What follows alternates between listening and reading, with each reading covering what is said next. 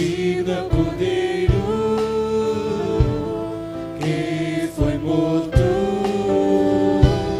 Santo, santo Ele é. Um novo cântico ao que se assenta sobre o trono do céu.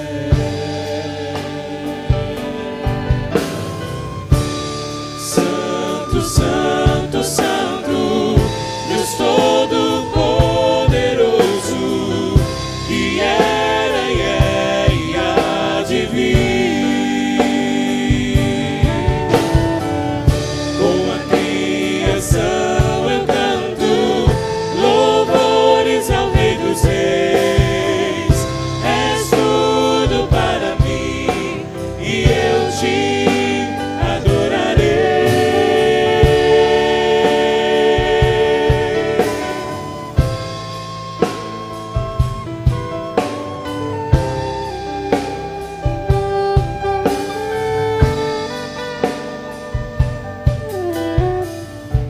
Está vestido do arco-íris, sons de trovão, luzes, relâmpagos, louvores, honra e glória, força e poder para sempre, ao único Rei eternamente.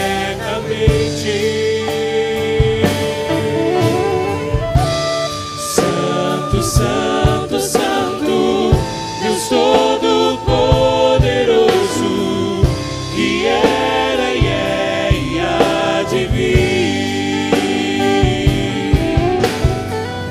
Com a criação eu canto louvores ao Rei dos Reis. És tudo para mim e eu te adorarei.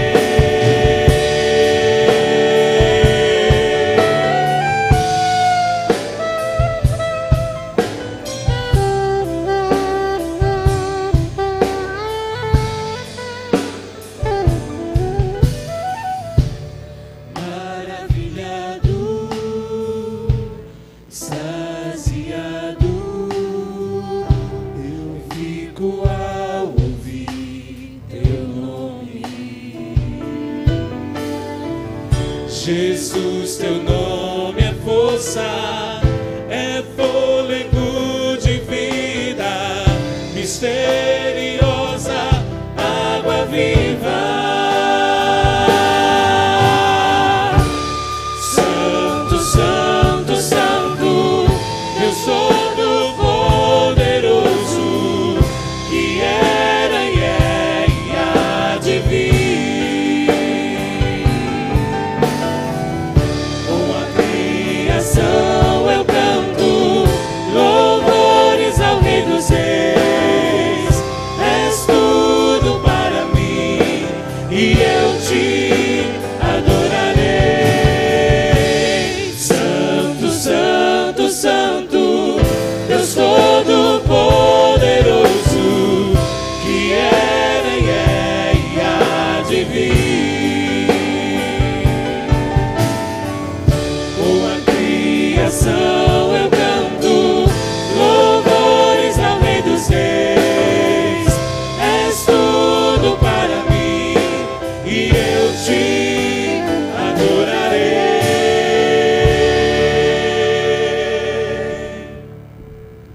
Vamos todos ficar de pé para a leitura do texto sagrado que nos servirá de base para a mensagem de Deus nessa tarde. Será pregada pelo reverendo Charlito. O texto encontra-se no livro do profeta Isaías, no capítulo 58, vai do versículo 1 ao versículo 14. Isaías 58, do verso 1 ao verso 14. Diz assim a palavra do Senhor: clama a plenos pulmões, não te detenhas, ergue a voz como a trombeta e anuncia a meu povo a sua transgressão, à casa de Jacó, os teus pecados. Mesmo nesse estado, ainda me procuram dia a dia, têm prazer em saber os meus caminhos, como povo que pratica a justiça e não deixa o direito do seu Deus. Perguntam-me pelos direitos da justiça, têm prazer em se chegar a Deus, dizendo: por que jejuamos nós e tu não atentas para isso? Por que afligimos a nossa alma e tu não os levas em conta? Eis que no dia em que jejuais, cuidais dos seus vossos próprios interesses e exigis que faça todo o vosso trabalho. Eis que jejuais para contendas e rixas e para ferires com punho iníquo, jejuando assim como hoje, não se fará ouvir a vossa voz no alto. Seria esse o jejum que escolhi, que o homem um dia aflige a sua alma, incline a sua cabeça como um junco, e estenda debaixo de si pano de saco e cinza? Chamarás tu a isso jejum e dia aceitável ao Senhor? Porventura não é esse o jejum que escolhi, que soltes as ligaduras da impiedade, desfaçais as ataduras de servidão, deixes livres os oprimidos e despedaces todo o jugo? Porventura não é também que repartas o teu pão com um faminto e recolhas em tua casa os pobres desabrigados, e se vires o nu, o cubras e não te escondais do teu semelhante? Então romperá a tua luz como a alva, e a tua cura brotará sem detença. A tua justiça irá adiante de ti, e a glória do Senhor será a tua retaguarda. Então clamarás e o Senhor te responderá. Gritarás por socorro e ele dirá: eis-me aqui. Se tirares do meio de ti o jugo, e dando que ameaça, o falará o injurioso. Se abrires a tua alma ao faminto, e fartares a alma aflita, então a tua luz nascerá nas trevas, e a tua escuridão será como o meio-dia. O Senhor te guiará continuamente, fartará a tua alma até em lugares áridos, e fortificará os seus ossos. Serás como um jardim regado, e como um manancial, cujas águas jamais faltam. Os teus filhos edificarão as antigas ruínas, levantarás os fundamentos de muitas gerações, e serás chamado reparador de brechas e restaurador de veredas, para que o país se torne habitável. Se desviares o pé de aprofundar o sábado e de cuidar dos teus próprios interesses no meu santo dia, se chamares ao sábado deleitoso e santo dia do Senhor, digno de honra, e os homens não seguindo os teus caminhos, não pretendendo fazer a tua própria vontade, nem falando palavras vãs, então te deleitarás no Senhor. Eu te farei cavalgar sobre os altos da terra, e te sustentarei com a herança de Jacó, seu pai, porque a boca do Senhor o disse. Essa é a palavra do Senhor. Demos graças a Deus. Ainda em pé, louvemos ao Senhor, nos preparando para a mensagem.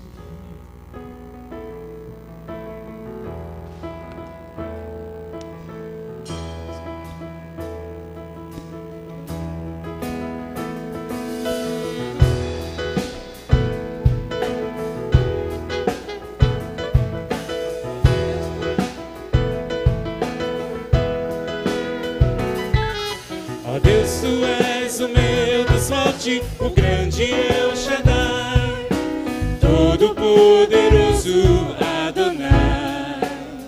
Teu nome é maravilhoso, conselheiro, príncipe da paz, Yeshua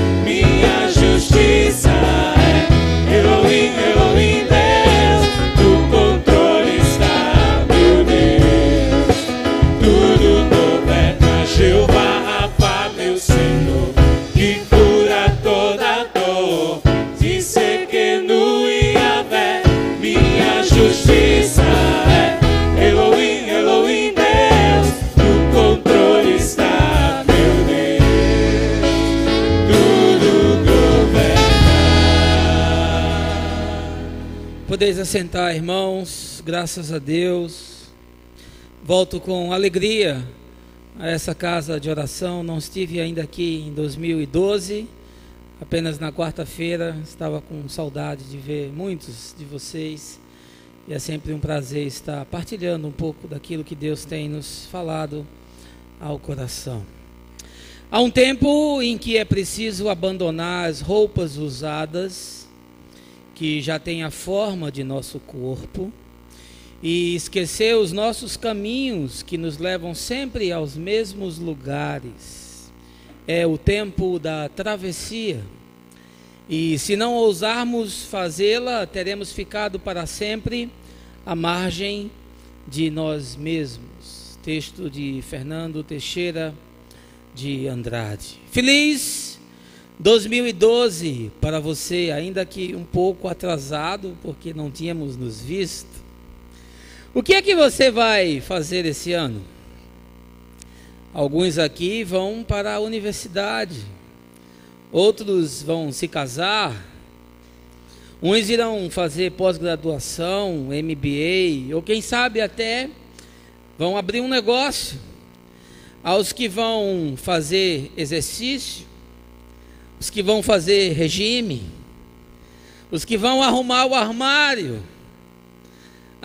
os que vão parar de fumar, e até quem acredite que alguns vão deixar de beber.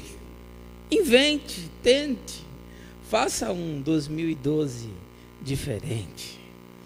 Nas conversas que eu tive nesses últimos dias, todos me disseram que esperam um 2012 bem diferente do que foi 2011. As pessoas têm a expectativa de que seja um ano com menos dificuldades, com menos inquietações, que as oportunidades perdidas reapareçam, que os amores desfeitos sejam substituídos, que os negócios não concretizados se realizem, que o dinheiro perdido retorne. Sinto como se elas imaginassem que o tempo tem vontade e querer próprios, seus gostos e caprichos. O tempo como o senhor da história e mandatário do destino. Mas o importante mesmo é mudar. Mudar de ares, mudar de guarda-roupas, mudar o cabelo, mudar o carro, mudar de lugar. Para alguns, mudar até o corpo, fazer, quem sabe, uma plástica. Mude, faça algo novo. Coisa perversa é a rotina, o tédio, a mesmice, a acomodação. Não há nada mais destrutivo ao espírito humano do que tornar-se coadjuvante da história e não o seu ator principal. Gastar todo ano seguindo mapas e não fazendo mapas.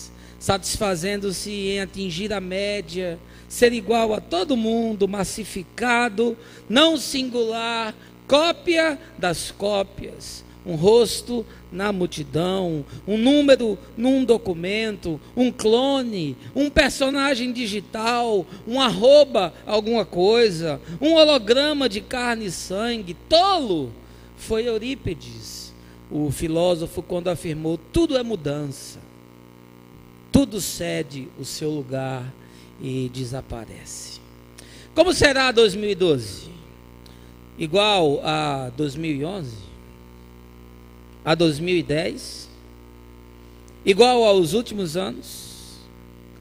As últimas décadas? Eu quero lhe dizer uma coisa: não será o ano que vai ser diferente, mas se desejar, você é que pode ser diferente. E eu lhe digo com absoluta certeza de que todas as dinâmicas da vida permanecerão as mesmas em 2012. Cada estação se abrirá em flores e se recolherá em sombras. Não me deixa mentir o sábio do Eclesiastes, 2.300 anos atrás, quando afirmou: o que foi tornará a ser. O que foi feito se fará novamente. Não há nada de novo debaixo do sol. Meu querido, eu lhe garanto que a vida vai lhe brindar com dores, com perdas, com medos e tantos outros matizes dos quais se faz a existência nesse grande crochê que moldura a saga humana sobre o chão empoeirado da terra. Quantos, ao começar 2011, ou mesmo durante os meses subsequentes, imaginavam que tudo seria diferente? Quantos foram impactados pela verdade? Quantos foram atraídos pela graça que acolhe os caídos da vida?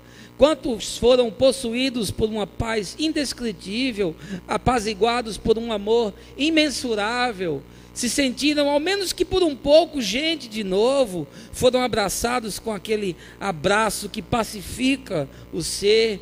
Quantos sentiram a alma descansar em meio a aflições e ansiedades? E mesmo assim, mesmo experimentando todas essas coisas e tendo os olhos lavados pela verdade e o coração banhado em misericórdia, voltaram a viver do mesmo jeito, a fazer as mesmas coisas, se endureceram, se embruteceram, tornaram a mesmice, voltaram aos antigos projetos, aos seus dilemas, às suas algemas e às suas prisões. Pior foram os que mudaram a agenda, mas não ressignificaram a consciência. Tornaram-se adeptos da religião, viraram evangélicos, entre aspas. Criaram o que eu chamo da rotina do sagrado. Participaram de reuniões, de cultos, de movimentos e encontros, mas a vida, o caráter, os valores, os princípios continuaram os mesmos. Foi o mesmo ser para um novo ano. Não é o ano que muda, são as pessoas que mudam. Como é que vai ser o seu 2012? Uma repetição de 2011? Érico Veríssimo afirmou: quando os ventos de mudança sopram, umas pessoas levantam barreiras, outras constroem moinhos. Quem é você entre essas duas? Com tristeza eu vejo os que se amontoam nas igrejas, domingo após domingo, e a vida nunca muda. A família nunca muda. O casamento nunca muda. A forma de fazer negócio nunca muda. O que supostamente produz prazer nunca muda. A criação dos filhos nunca muda. A forma de olhar para a vida nunca muda. E bem dizia o Chico: roda mundo, roda gigante, roda moinho, roda peão. O tempo passou num instante na roda do meu coração. As pessoas entram na igreja, mas Cristo não entra nas pessoas. Elas se despem de si mesmas, mas se tornam impermeáveis à verdade. São personagens irreais vivendo a vida real. Saem de seus mundos, de suas cavernas, algumas até de porões, de calabouços, e mergulham na religião, e essa desgraçadamente se torna ópio da consciência e anestésico para a alma. Não adianta seguir script de crente, ter cara de crente, fala de crente, Bíblia de crente, seguir a rotina dos crentes, andar com a Bíblia dos crentes, dar o dízimo como crente e levantar a mão igual a crente, e não ter o coração transformado e o ser restaurado pelo Espírito da graça.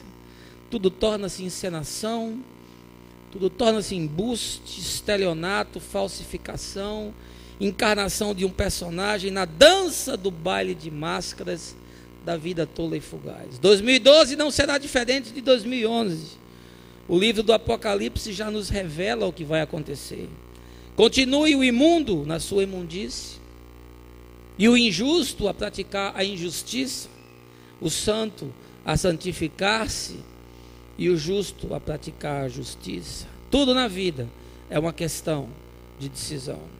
Essa tarde, dessa mensagem que eu intitulei Uma Nova Espiritualidade para um Novo Tempo, eu queria tentar levá-los aos dias do profeta Isaías e colocá-lo diante de uma sociedade dessignificada, de uma cultura perversa e de uma religião de morte, onde tudo era parecido com o que temos hoje, e tentar lhe mostrar o que tinha Deus como proposta para aquelas pessoas, pois passados alguns milhares de anos, o chamado ainda continua sendo o mesmo: vinde a mim, todos vós que estáis cansados e sobrecarregados, e eu vos aliviarei.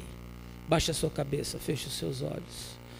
Pai, estamos nessa casa que chamamos casa de oração. E essa casa, Senhor, abriga o teu povo que vem aqui para ouvir a tua palavra. E portanto eu te peço que uma vez que a tua palavra seja pregada, o teu Espírito se encarregue de convencer-nos do pecado, do juízo e da justiça, para que nós, transformados e tendo a nossa mente alterada, valores novos e vinho novo em odres novos, possamos no chão da vida construir a paz e o bem de cada dia e sermos plantados como carvalhos de justiça para a honra e para a glória de nosso Senhor Jesus Cristo, no nome de quem nós oramos. Amém. Queridos, Isaías, filho de Amós, profeta, nasceu por volta de 765 a.C. e viveu na corte dos reis de Judá com uma grande liberdade para transitar junto ao poder político. Era um homem letrado, culto, e provavelmente fazia parte da casta sacerdotal, tendo sido chamado ao seu ministério em 740 a.C., quando o rei Uzias morreu. Isso ali por Isaías capítulo 6. O seu ministério durou 40 anos e foi exercido num tempo difícil e terminou quando o profeta tinha 92 anos, sendo atrozmente cerrado ao meio pelo perverso rei Manassés. É praticamente consenso entre os teólogos que o livro de Isaías não foi escrito por um único autor. Na verdade, existem 3 Isaías nos capítulos que estão ali descritos. E o texto que nós lemos, Isaías 58, está contido no 3º Isaías, ou no 3º Isaías, e se destina à comunidade dos exilados da Babilônia, que voltaram para Jerusalém e se uniram aos que ali estavam dispersos. As palavras do capítulo 58 são ao mesmo tempo duras e tenras, são ácidas e doces. Elas confrontam e confortam, elas saram e ferem, elas cortam e unem. E o cenário ao qual eu quero lhe convidar a entrar nos revela um povo desterrado da sua vida, que volta 70 anos depois de um cativeiro sem direção, sem destino, sem sonho, sem esperança, sem dignidade, sem fé, sem absolutamente nada. Durante muitos anos, tanto os profetas de Judá quanto os de Jerusalém advertiam o povo de que a mão de Deus iria pesar sobre eles, de que aquele estilo de vida perverso e aquelas práticas que não condizia com as verdades que Deus gostaria que eles encarnassem, iria trazer juízo sobre eles. Mas eles desprezaram todos os avisos, até que por fim toda a nação foi sitiada e escravizada. A queda de Jerusalém foi um acontecimento grotesco. O texto fala de um cerco que durou alguns dias e por fim a cidade veio a tombar. Os seus muros foram queimados, o templo foi destruído, as casas foram saqueadas, as pessoas foram mortas nas ruas, as mulheres foram estupradas, as crianças foram dilaceradas, os velhos foram tratados sem decência e sem reverência. O rei teve os seus olhos vazados, foi despido, ficou nu e prenderam-lhe a grilhões de bronze e ele foi arrastado como peregrino, humilhado para a Babilônia. Alguns poucos escaparam, os nobres, os artífices, os mais jovens e fortes, esses foram desterrados e levados para o cativeiro. Babilônia era como se fosse Nova York. Babilônia era um centro desenvolvido. Babilônia era um local onde a cultura era avançada. Babilônia era um local onde havia um sincretismo religioso, onde você tinha a fé misturada por muitos elementos que vinham já desde tempos remotos dos assírios e dos egípcios, e era um caldo existencial na qual as pessoas estavam mergulhadas. Era um local próspero, era um local onde se podia enriquecer, e muitos dos hebreus que ali chegaram se tornaram prósperos também. E durante 70 anos aquela geração viveu naquele local, foi influenciada por aquela cultura, bebeu daquele sistema, foi exposto àqueles sofismas, esteve ali participando daqueles cultos sincréticos pagãos, adorando deuses estranhos, porque cada vez mais as noções e as lembranças do Deus de Israel iam se apagando. Por que guardaremos a fé num Deus que nos abandonou? Por que seremos leais a um Deus que se esqueceu de nós? Por que continuaremos a servir e a cultuar aquele que nos deixou perecer, que permitiu que a nossa cidade fosse invadida e o seu próprio templo fosse destruído? Talvez esse fosse o pensamento dominante. Sempre que passamos dificuldades, imaginamos logo que Deus nos deixou. O dia da calamidade é sempre um dia solitário. O dia da calamidade é sempre um dia onde Deus parece ter ficado indisponível e o céu se tornou um céu de bronze e as nossas orações são capazes de penetrar na morada do Altíssimo. Mas 70 anos depois, mudadas as circunstâncias geopolíticas, a cosmovisão, os poderes, assume um rei chamado Ciro. E esse homem estabelece um decreto e diz: olha, deixa essa gente voltar para a sua terra. E mais, eu vou ajudá-los a reconstruir aquela cidade. E não só a cidade, mas o seu templo, para que possam novamente cultuar ao seu Deus. E você pode ler os pormenores dessa história, tanto no livro de Esdras, como no livro de Neemias, que fala da reconstrução não só do altar e do templo, mas também da cidade. E aí essa gente volta. Muitos já haviam morrido, muitos já haviam sido enterrados em Babilônia, muitos haviam naufragado nos seus projetos e planos, outros tantos não quiseram voltar, se deram tão bem na Babilônia que disseram: aqui é que é meu lugar, eu vou ficar aqui é que eu sou feliz, aqui é que eu me realizei, aqui foi que eu me encontrei, aqui foi que a existência ganhou significado. Mas a grande maioria tomou a decisão de voltar novamente. Mas voltar é sempre difícil. O caminho do retorno é sempre um caminho espinhoso. O caminho do retorno faz desterrar lembranças. O caminho do retorno faz a mente se aquecer e as imagens voltarem. O caminho da lembrança ressuscita fantasmas. O caminho da lembrança abre masmorras e faz com que as sombras do nosso ser venham para fora. E eles fizeram esse caminho e chegaram diante daquela terra. Era terra devastada, era terra assolada, era lugar de destruição, era lugar que cheirava a morte. Os que ali ficaram estavam velhos, era gente encharcada de amargura, era gente encharcada de dor. Você enxergava isso nos olhos, você via isso na face. Era gente que não tinha sonho, era gente que não tinha esperança, era gente para a qual a melhor coisa a se alcançar na vida era morrer. O grande presente que você poderia dar para um sobrevivente do desterro babilônico era a morte.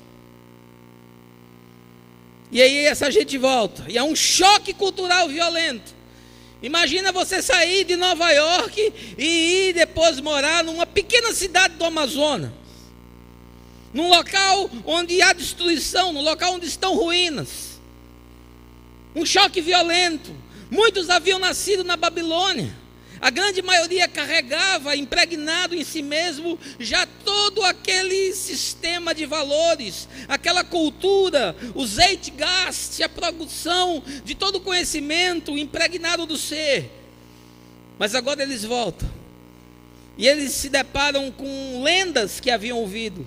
Eles se deparam com mitos que haviam sido contados, com canções que lembravam as glórias de Israel, que falavam do templo e que falavam de um Deus que para eles era estranho, um Deus que eles não conheciam, porque eles conheciam os deuses babilônicos, mas eles já não lembravam mais do Deus de Israel. E aqueles que lembravam, e aqueles que ainda que longínquamente tinham um soslaio, um resquício, uma fresta de luz daquele Deus, era algo muito tênue, era algo quase que estava apagado da mente e do coração. E eu quero lhe dizer uma coisa essa tarde. Não adianta você sair da Babilônia e entrar em Jerusalém se a sua alma não for consolada, se o seu coração não for quebrantado, se o seu espírito não for renovado, se a sua vida não for reescrita e a sua consciência pacificada. É necessário que haja um upgrade de valores e de conteúdos do ser, porque se assim não for, você vai viver em Jerusalém, mas vai continuar com as mesmas práticas da Babilônia. Você vai servir ao Deus de Jerusalém, mas vai também servir aos deuses da Babilônia. Você vai construir projetos baseados nas práticas de Jerusalém, mas também nas práticas da Babilônia. E o que tem Deus então a propor? O que disse Deus àquela gente? O que disse Deus àquele povo? Diz hoje também a você, nessa tarde, nesse momento, exatamente agora. Deus me chamou aqui, não foi para lhe entreter. Deus me chamou aqui para tocar no teu coração. E meu maior desejo é que essas palavras não caiam no chão, não se percam no caminho, e que as aves de rapinas não a roubem de ti, porque a palavra está perto da tua boca. Se tu a confessares com os teus lábios e creres com o teu coração, tu serás salvo. Amém, queridos? Eu queria destrinchar esse texto em 4 lições, para mim e para você, de como construir uma nova espiritualidade para um novo tempo, porque era isso que Deus propunha para eles, e é isso que Deus propõe para mim, e é isso que Deus propõe para você. O ano mudou, mas a vida pode continuar a mesma. Você pode mudar de lugar, você pode mudar de cidade, você pode mudar de profissão, você pode mudar de ambiente, você pode mudar até as suas convicções, mas se o seu coração não for alterado, e se a sua consciência não for ressignificada pelo Evangelho, tudo vai continuar a ser como era antes, porque não adianta sair de Babilônia e entrar em Jerusalém e continuar vivendo da mesma forma como antes. Você pode enganar todo mundo, mas você não conseguirá enganar a Deus. A primeira coisa que eu quero lhe dizer, segundo o texto, é que há uma grande diferença entre os que precisam e os que querem. Versos 1 e 2 diz assim: clama em alta voz, não te detenhas, levanta a tua voz como a trombeta e anuncia ao meu povo a sua transgressão, e à casa de Jacó os seus pecados. Todavia me procuram cada dia, tomam prazer em saber os meus caminhos, como um povo que pratica a justiça e não deixa o direito do seu Deus. Perguntam-me pelos direitos da justiça e têm prazer em se chegar a Deus. Deus está falando com o profeta e diz: olha, vai lá e confronta aquela gente. Vai lá e chama eles ao arrependimento. Vai lá e sacode eles da sua malemolência. Vai lá e faz com que essa letargia que se instalou na alma seja arrancada como erva daninha. Vai lá e dá uma palavra dura, porque essa gente me procura, eles têm até interesse em saber dos meus preceitos, eles querem ouvir os meus juízos, mas eles ainda estão com a Babilônia impregnada neles. Era gente que queria viver num novo lugar, mas pelos velhos preceitos. Tinham interesse nas coisas de Deus, mas caminhavam sempre pelos seus próprios caminhos. Bem falou Isaías, quando disse um pouco mais na frente: esse povo diz que me ama com seus lábios, mas o seu coração está distante de mim. E Jesus depois se apropria das palavras do profeta e diz a mesma coisa quando está diante daquela geração.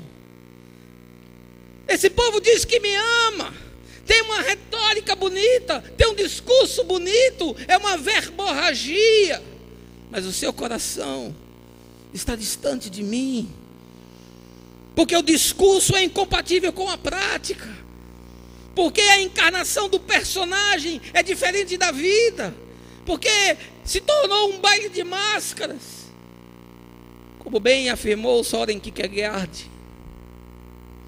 O povo tinha interesse nas coisas de Deus, mas eles queriam andar pelas trilhas antigas, eles queriam viver pelos preceitos antigos, eles queriam viver com os valores de antes, a tal ponto que no capítulo 57, um capítulo antes desse, o profeta fala da desconstrução daquela sociedade, do sincretismo da cultura da Babilônia, simbiotizada com a fé de Israel. Ele fala dos perversos, ele fala dos arrogantes, dos mentirosos, dos homicidas, dos zombadores, dos feiticeiros, dos adivinhos, dos adúlteros, das prostitutas, dos rebeldes, dos que eram movidos pela concupiscência, dos idólatras, e chega ao cúmulo de dizer, no verso 9, você desceu ao fundo do poço, Israel, você se cansou com todos os seus caminhos, mas não quis dizer, não há esperança. Tudo na vida de um cristão começa com o arrependimento. O arrependimento é a única base sobre a qual Deus pode construir alguma coisa. Tudo começa em você se reconhecer como é, se perceber como é. Tudo começa quando você se olha no espelho como Davi diz, o meu pecado está diante de mim. Tudo começa quando você diz, eu sou uma farsa, eu sou uma mentira, estou vivendo de maneira diferente daquilo que Deus deseja. E não raras vezes eu me encontro encarnando um personagem que eu não sou. E como é difícil, porque eu sou um sacerdote. E quando a gente bota esse negócio aqui, ainda fica mais difícil ainda. Porque aí você carrega um peso institucional, aí você carrega uma cobrança de toda uma igreja que espera de você a perfeição, que espera de você a realização do super-homem. Pastor virou fetiche para a igreja. Nós não podemos errar, nós não podemos falhar, nós não podemos ter problema no casamento, não podemos passar por crise, e vamos tendo que viver com essas coisas. E eu tenho dito na minha comunidade, eu não quero viver isso, eu não quero assumir isso, eu sou gente de carne e osso.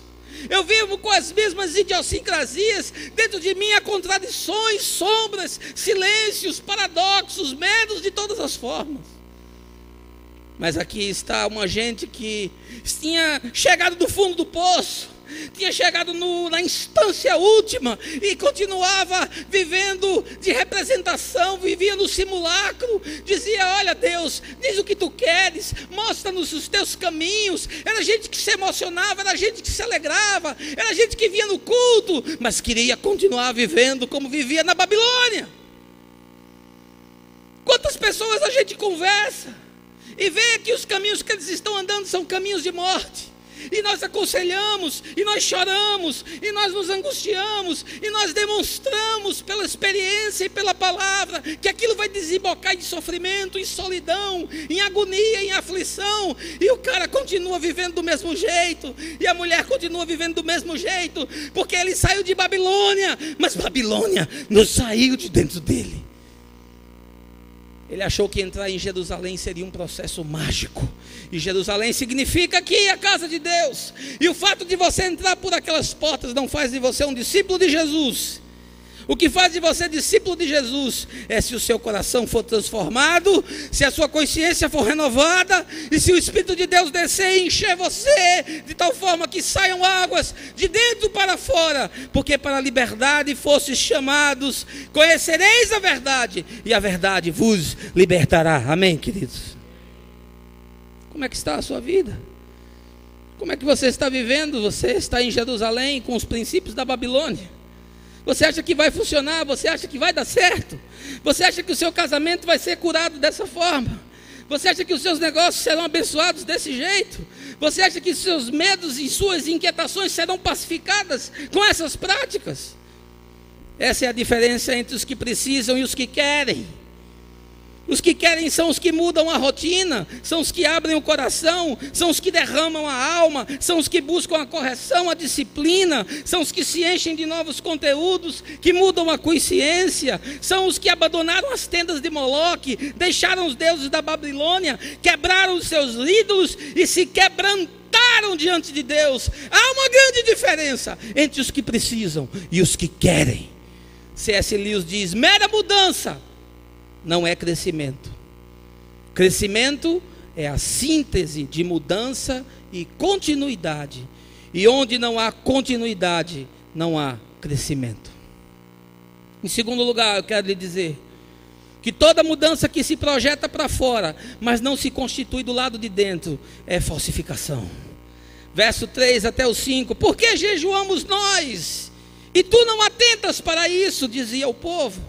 Porque afligimos as nossas almas, e tu não o sabes. Eis que no dia em que jejuais, diz o Senhor, achais o vosso próprio contentamento, e requereis todo o vosso trabalho. Eis que para contendas e debates jejuais, e para ferirdes com punho iníquo. Não jejueis como hoje, para fazer ouvir a vossa voz no alto. Seria esse o jejum que eu escolheria? Que o homem um dia afligisse a sua alma, inclinasse a sua cabeça como junco, e estendesse debaixo de si saco e cinza? Chamarias tu a isso de jejum e algo aprazível ao Senhor?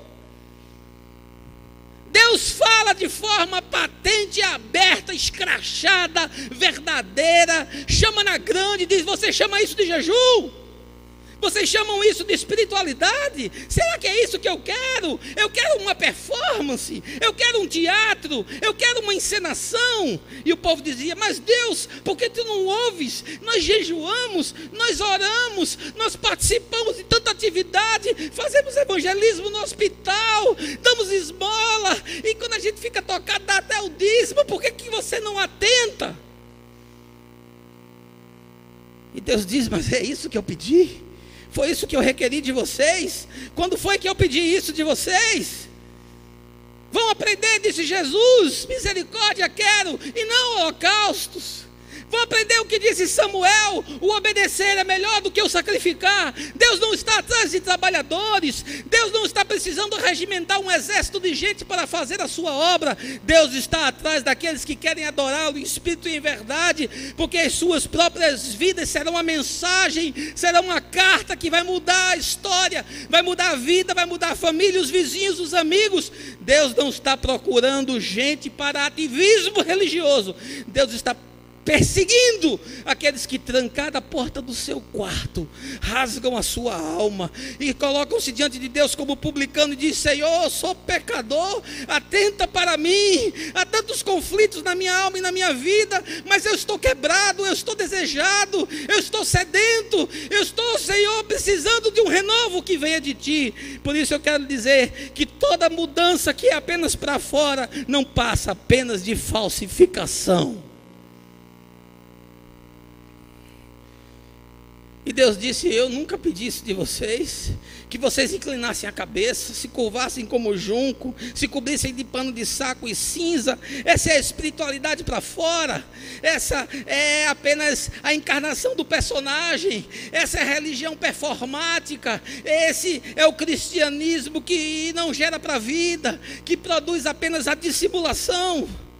E eles viviam nessas dinâmicas, eles viviam nessas liturgias ocas. É coisa que a gente segue, mas não vem de dentro. É gente que não se emociona, é gente que se acostumou com o sagrado. O próprio Isaías, do capítulo 6, estava acostumado com o sagrado, com aquela rotina daquele santuário. E quando ele viu Deus, ele disse: vou morrer, eu vou morrer porque os meus olhos viram a Deus. É a religião da barganha, é a religião da troca, do toma lá da cá, do sacrifício de tolo. São as velhas práticas da teologia moral de causa e efeito, e a gente vive nisso. É essa religião baseada em lei, em ritos, em costumes, em liturgias, em holocaustos, em tradições, em formas. Deus não quer nada disso. Deus quebrou com tudo isso. Jesus destruiu tudo isso. Olha, Senhor, onde é que nós devemos adorar? É lá em Jerusalém ou é no monte? Jesus disse: acaba com isso. Deus está atrás daqueles que quebraram essa geografia. Deus é claustrofóbico, ninguém pode botar ele dentro de um templo, nem dentro de uma montanha. Deus está dentro das pessoas. Deus escolheu morar dentro de você. Acolha-o e ele fará em você morada e mudará para sempre a sua vida. Amém, queridos? Aquela era a religião da aparência, do status quo, da imagem, do parecer ser, do verniz epidérmico superficial, do renome novo no vestido velho, da exuberância dos carismas na escassez do caráter. Era gente que não tinha vinho, mas vivia do vinagre da religião. Por isso que Gandhi disse: temos de nos tornar na mudança que queremos ver. Há uma grande diferença para Deus em tudo isso, porque toda mudança que se projeta para fora, mas não se constrói do lado de dentro, se torna falsificação. Em terceiro lugar, eu quero lhe dizer que o chamado de Deus é nós construirmos uma nova espiritualidade para um novo tempo. O ano mudou, mas você mudou. Você mudou. Um ano inteiro se passou e você mudou. Eu mudei. E eu me questiono todo dia, será que eu estou mudando? São 30 anos de caminhada, mas será que eu estou mudando? Ou será que eu me acostumei com esse negócio todo? Será que eu me acostumei de usar essas vestes, botar essa estola e achar agora que eu sou um sacerdote? Não preciso mais ler a Bíblia, eu estudei 4 anos de teologia, 3 anos de filosofia, para que eu vou ler a Bíblia todo dia? Tem uma voz que diz, chega, você já leu demais. E tem uma outra que diz, me procura, me busca, ouve a minha voz, esquece todo esse conhecimento. Isso é bom, isso tem algum proveito, mas enfia a tua cara na minha palavra, para que eu fale com você e ressignifique os seus dias, e mude a sua rotina, e construa em você um ser que se alegra, tanto no que há de bom quanto no que há de mal, porque o Senhor deu e o Senhor tirou. Bendito seja o nome do Senhor. Amém, queridos? Estou dando trabalho ao meu irmão da mesa ali, coitado, ele está, aumenta, diminui, aumenta, diminui, aumenta, diminui. É bom porque você descansou os seus ouvidos do final do ano, e agora que eu estou voltando, eu estou ajudando você a ouvir uns gritos novamente. Perdoe, é porque eu não sei pregar sem gritar, é uma deficiência. Uma espiritualidade nova para um novo tempo. Versos 6 e 7, porventura, dizendo Deus, não é esse o jejum que escolhi? Que soltes as ligaduras da impiedade, que desfaças as ataduras do jugo, e que deixe livres os oprimidos, e despedace todo o jugo? Porventura não é também que repartas o teu pão com o faminto, e recolhas em casa os pobres abandonados, e quando vires o nu, cubras, e não te escondas da tua carne? Olha aqui, a proposta de Deus não tem a ver com essa religião falsa, com essa espiritualidade medíocre, com esse negócio que só exalta a gente, que a gente fica nesse platô se sentindo melhor do que os outros, sentindo que a gente tem mais dons do que os outros, que a gente tem mais horas de ministério do que os outros. Deus está se lixando para tudo isso. O negócio de Deus é conquistar lá fora, quebrado, caído, deprimido, arrasado, excluído, perdido. E Ele diz, olha, o jejum que eu escolhi é que você se sensibilize com o outro, é que a sua espiritualidade se materialize em coisas palpáveis e tangíveis, é que a sua vida cresça para dentro, é que um templo cresça dentro da sua alma, e não uma caricatura, e que você não seja apenas uma expressão do personagem, mas que você se torne singular, que você se torne existente, e não apenas vivente. É uma proposta de mudança geral. Por isso que Pedro diz, metanoia. Arrependimento é a largata que se transforma em borboleta, um negócio que dói. Imagina a largata virar borboleta, você pensa que aquilo não dói? Aquilo deve doer uma coisa, mas fica muito mais bonito, fica com outro significado. Essa é a expressão grega, metanoia, arrependimento, mudança de mente, mudança de coração, valores novos, práticas novas, atitudes novas, decisões novas. E o profeta Isaías diz, quebra aquilo que te amarra, as ligaduras da impiedade, quebra aquilo que te prende, as ataduras do jugo, destrói tudo isso, vai libertar os oprimidos, reparte o teu pão com o faminto, recolhe em casa aqueles que ninguém quer acolher, cobre o nu, não se esconda da vida, não se esconda do outro. A gente, quando vê o outro com problema, a gente foge, a gente não quer estar perto do deprimido, a gente não quer estar perto daquele cara que tem um problema, a gente não quer estar junto daquele outro que tem uma má fama, a gente não quer ser associado com ninguém que é diferente. A igreja criou um patamar, um grupo que é socialmente aceito, e os demais estão todos fora. Jesus não, Jesus andou com a escória. Jesus andou com a escória. Uma espiritualidade nova para um novo tempo passa por isso. Deus diz que deseja isso aqui, não se esconda do outro. Não se esconda da injustiça, da calamidade que acontece debaixo do céu, da corrupção que está aí diante de nós. Não seja negligente, não seja insensível, não seja indolente, não haja com descaso, com ironia, como se você fosse apenas o juiz da terra, como feitor da vida, como espada do mundo, como chicote da existência. Elliot Gold diz: ninguém pode ser escravo de sua identidade. Quando surge uma possibilidade de mudança, é preciso mudar, uma nova espiritualidade para um novo tempo. Deus nos chama para que a nossa fé seja singular, operante, consistente, consequente, consciente, e assim eu e você vamos impactar a sociedade na qual nós estamos, e Jesus será reconhecido em nosso meio. Amém, queridos? E em último lugar, eu quero lhe dizer que todas as lágrimas plantadas no solo da vida trarão frutos de paz, bem e misericórdia.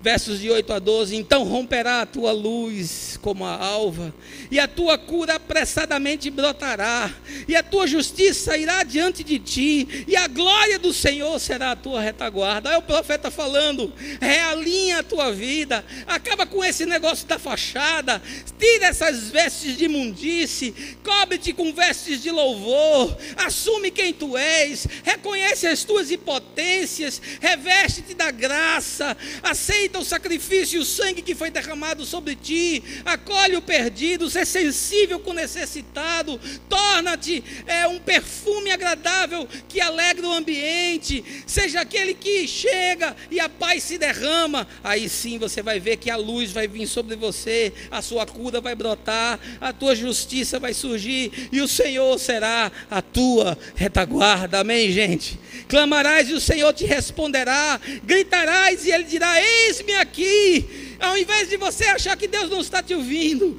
ao invés de você pensar que Deus esqueceu-se de você, ao invés de você achar que Deus agora ignorou as suas orações, os seus pedidos e a sua dor, não, Ele diz: agora você gritará e eu direi: eis-me aqui. Se tirares do meio de ti o jugo, estenderes o dedo e o falar iniquamente, e se abrires a tua alma ao faminto e fartares o aflito, então a tua luz nascerá nas trevas, e na escuridão será como meio-dia, e o Senhor te guiará continuamente, e fartará a tua alma em lugares áridos, e fortificará os teus ossos. Deus dizendo: eu vou te guiar, eu vou te levar por caminhos seguros, eu vou proteger os teus projetos, eu vou estar nos teus planos, eu vou acolher os teus sonhos. Você não vai mais fazer as coisas com os preceitos da Babilônia, mas eu vou inculcar no teu coração as minhas leis, escreverei em tábuas de carne, não em tábuas de pedra, e você fará tudo aquilo para o qual eu te designei, porque você vai se tornar carvalho de justiça,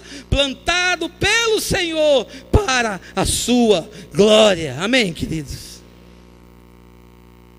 Olha que coisa linda, o profeta diz: você vai ser como um jardim regado, e como um manancial cujas águas nunca faltam. Ele diz: olha, você vai ter vida, você vai ter alegria, você vai ter esperança, você vai ter paz, não precisa mais de Rivotril para dormir, você vai deitar e vai sonhar com as misericórdias de Deus, você vai começar o dia de bom humor, você vai enfrentar a tua rotina perversa com alegria, e mesmo que você perca, e mesmo que as coisas não deem certo, e mesmo que as lutas sobrevenham, e mesmo que a aflição surja, e mesmo que as lágrimas teimem escorrer dos olhos, Ele vai continuar te dizendo: eu com amor eterno te amei, com cordas te atraí, eu sou o teu Deus, ninguém pode te arrebatar das minhas mãos, tu estás perto de mim, eu sou teu e ninguém pode te tirar de mim, diz o Senhor, porque esse é o Deus que te ama. Amém, gente?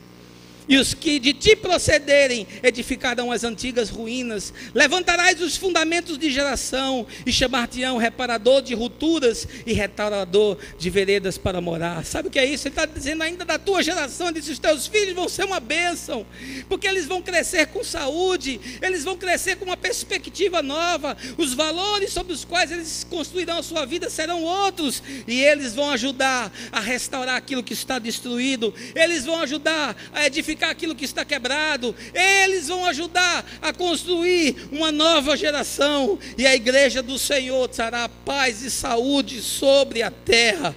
Chaplin disse assim: cada segundo é tempo para mudar tudo para sempre. Aleluia. Eu extraí parte do poema da mudança de Edson Marques para concluir. Ele diz assim: mude, mas comece devagar, porque a direção é mais importante que a velocidade. Sente-se em outra cadeira, no outro lado da mesa. Mais tarde, mude de mesa. Quando sair, procure andar pelo outro lado da rua. Depois, mude de caminho. Ande por outras ruas, calmamente. Feliz 2012 para você. Que esse seja o ano da sua virada, pois a virada do ano em si mesmo não vai representar qualquer tipo de mudança. Meu desejo sincero é que você mude não apenas o ano. Como dizia a velha canção, esse é um novo dia, de um novo tempo que começou. Lembre-se do que escreveu Kant: toda reforma interior e toda mudança para melhor dependem da aplicação de nosso próprio esforço. E para os que desejam levar Deus a sério, e a proposta do Evangelho como projeto de ressignificação da vida, eu deixo as palavras do salmista: coloquei toda a minha esperança no Senhor, e Ele se inclinou para mim, e ouviu o meu grito de socorro. Ele me tirou de um poço de destruição, de um atoleiro de lama, pôs os meus pés sobre uma rocha, e firmou-me num local seguro. Que Deus abençoe muito você. Que Deus guarde a tua alma.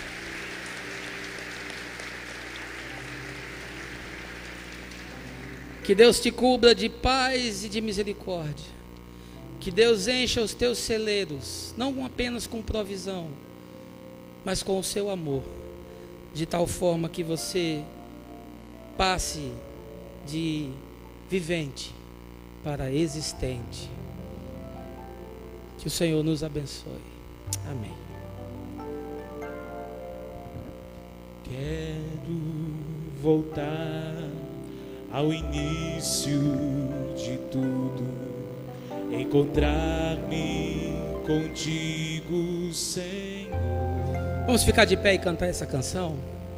Quero rever os meus princípios, conceitos, os meus valores. E valores. Eu quero, Senhor, eu quero hoje reconstruir uma nova espiritualidade para um novo tempo. Vou regressar ao caminho, vou ver as primeiras obras, Senhor. Eu me arrependo, Senhor. Eu me arrependo. Eu me arrependo, Senhor. Essa tarde me arrependo, Senhor. Essa tarde eu me arrependo, Senhor. Vamos cantar juntos, irmãos.